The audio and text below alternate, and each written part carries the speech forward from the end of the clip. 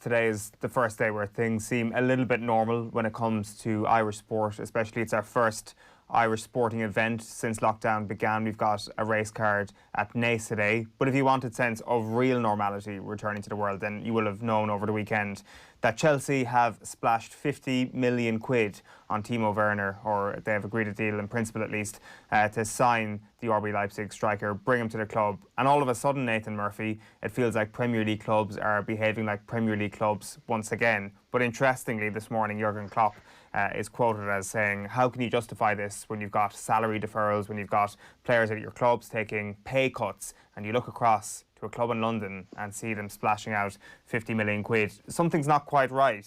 And I'm very much tongue-in-cheek when I say that things feel normal here. I personally was very surprised to see this happen when it did. Maybe the timing of the announcement, well, even though it hasn't come out officially, but I understand what Jurgen Klopp is saying, and clubs are going to suffer a huge loss because of matchday revenue potentially not being there for another year. There's talk of a rebate to some of the television companies. So clearly clubs aren't quite as rich as they were 3-4 months ago. But you do have to speculate to accumulate. And for Chelsea to make money, being in the Champions League and being successful in the Champions League is the key to that. So whereas there are players who, and Chelsea I think generally have dealt with this situation very well by all accounts. You know, they've been giving their hotel beside the ground to the NHS for free. They've been very involved in the community in West London. Do we expect football clubs not to buy players this summer? Of course they are. Of course they are. And the irony, I guess, is that in some ways Roman Abramovich hasn't been spending as much money as usual over the last few years, but they've obviously realised it was an opportunity. Everybody expected Timo Werner to go to Liverpool. It had been talked about for 6 months. There wasn't really any indication that anybody else was overly in the mix, but they spotted a gap. Liverpool hesitated. The questions as to where he would have fit in that Liverpool team anyways would come up. But Chelsea spotted an opportunity. They have the money. Is it going to affect morale if pay cuts, pay deferrals and all that sort of stuff comes in? Do Chelsea, can they as a business really care about clubs in League One, League Two?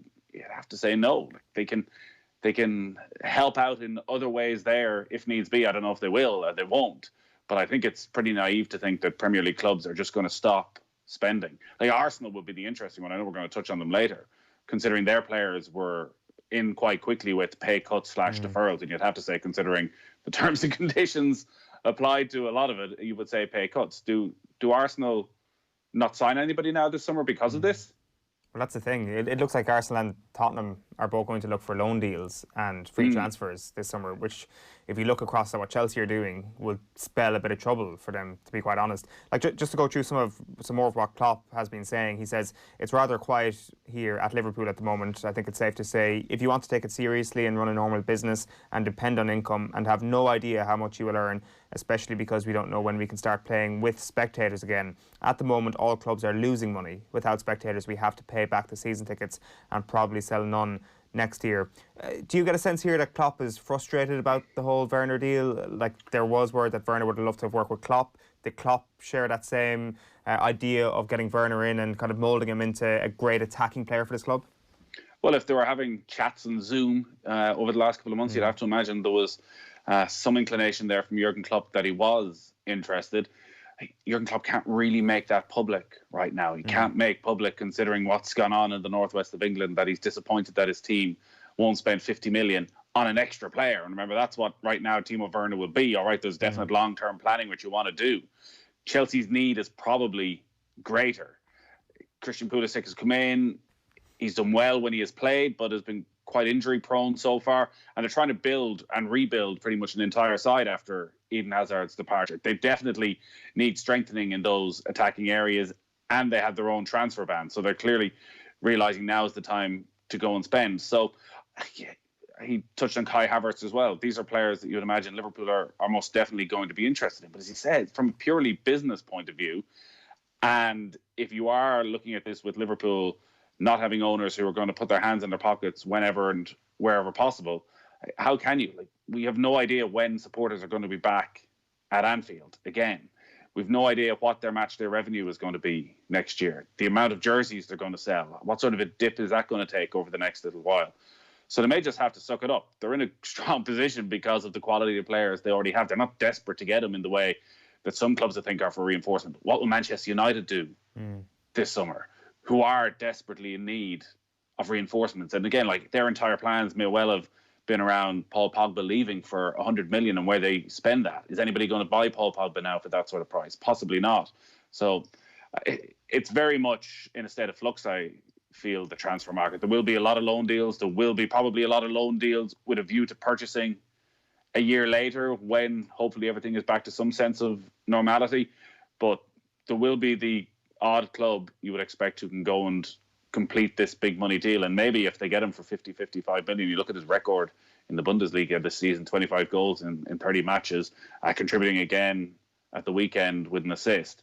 Like, maybe it's good value for money. Take advantage while you can, could well be the Chelsea motto. In 2019 figures, it certainly would have been good value for money. That's the question. Is 50 million quid going to be what it was last year? If there's a lower value on it, then it might change things a little bit. But it's interesting on the Paul Pogba situation.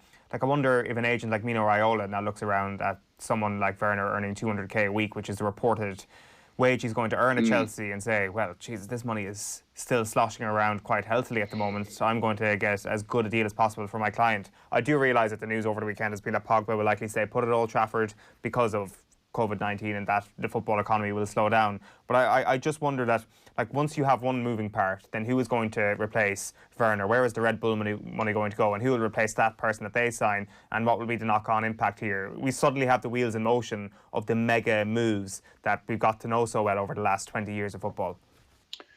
Yeah, and maybe, again, we were all a bit naive that when this crisis started, that the world would be a radically different place financially and in a business sense when it ended, that we'd be in some sort of more socialist model. I think that's probably unlikely. It's just that the figures will be down, whereas it felt in March when we were looking at potential deals for the summer that the transfer record at every club was going to end up being broken because it was just more and more and more money piling into the Premier League. Maybe it just plateaus for the next couple of years, but I would still expect that most clubs will be in a position to spend 40, 50 million on a player if they desperately needed them. Certainly, even Liverpool, if it was a case of one of their front three was out injured for 6 months, I would expect that they could go and still do that. And Manchester City obviously have their own issues in the transfer market, which are going to potentially come to a bit of a head today with the hearing into the financial fair play issue and the European ban. Chelsea have shown they can do it. Tottenham and Arsenal are in a slightly different situation. Arsenal, as we know, notoriously spendthrift, and Tottenham last week had to take out a loan of 175 million. Like, this crisis couldn't have come at a worse time for them, considering how much they've spent on their new stadium, and also, again, how much they would have projected. All of their projections, and how could they have projected anything else, would have come from having 61,000 in that stadium, packed house, expensive tickets, everybody buying their jerseys, everybody buying the merchandise, and that's now gone. So that puts them in a difficult position. But I think we will see, maybe not quite to the same level, then it won't go up, the overall transfer spend. But I still think we'll see a lot of deals come the end of July when the season finishes.